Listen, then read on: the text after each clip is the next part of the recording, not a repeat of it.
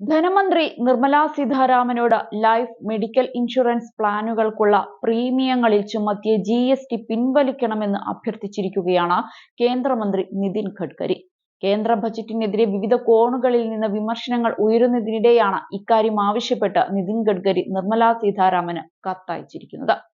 Nagpur divisional life insurance corporation employees യൂണിയന്റെ മെമ്മോറാണ്ടത്തെ തുടർന്നാണ് കത്തെഴുതുന്നതെന്ന് ഗഡ്കരി പറഞ്ഞു. ലൈഫ് മെഡിക്കൽ ഇൻഷുറൻസ് പ്രീമിയം എന്നിവയുടെ GST പിൻവലിക്കുന്നതുമായി ബന്ധപ്പെട്ട് യൂണിയൻ ആവശ്യം ഉന്നയിച്ചിരുന്നു. LIC പ്രീമിയത്തിന് നേരെ GST ഇല്ലായിരുന്നു. ലൈഫ് ഇൻഷുറൻസ്, മെഡിക്കൽ ഇൻഷുറൻസ് പ്രീമിയത്തിന് 18% GST ചുമത്തുമെന്നാണ് ബജറ്റിലെ പ്രഖ്യാപനം.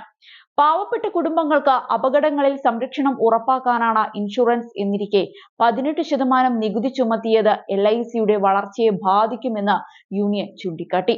ലൈഫ് ഇൻഷുറൻസ് പ്രീമിയത്തിന് GST ചുമത്തുന്നത് ജീവിതത്തിന്റെ അനിശ്ചിതത്വങ്ങൾക്ക് നികുതി ചുമത്തുന്നതിന് തുല്യമാണ് എന്ന് നിതിൻ ഗഡ്കരി പറഞ്ഞു. മെഡിക്കൽ ഇൻഷുറൻസിന് നികുതി ചുമത്തുന്നത് സാമൂഹിക പ്രാധാന്യമുള്ള ഈ മേഖലയുടെ വളർച്ചയെ തടസ്സപ്പെടുത്തും. മുതിർന്ന പൗരന്മാർക്ക് ബുദ്ധിമുട്ടായതിനാൽ ലൈഫ്, ആരോഗ്യ ഇൻഷുറൻസ് പ്രീമിയം എന്നിവയുടെ GST പിൻവലിക്കാനുള്ള നിർദ്ദേശം പരിഗണിക്കണമെന്ന് അദ്ദേഹം കത്തിൽ വ്യക്തമാക്കി. ലൈഫ് ഇൻഷുറൻസ് വഴിയുള്ള സമ്പാദ്യത്തിന്റെ വ്യത്യാസം, ആരോഗ്യ ഇൻഷുറൻസ് പ്രീമിയത്തിന് IT കിഴിവ് പുനരാരംഭിക്കൽ, പൊതുമേഖലാ ജനറൽ ഇൻഷുറൻസ് കമ്പനികളുടെ ഏകീകരണം എന്നിവയുമായി ബന്ധപ്പെട്ട കാര്യങ്ങളും യൂണിയൻ ഉന്നയിച്ചതായി ഗഡ്കരി പറഞ്ഞു.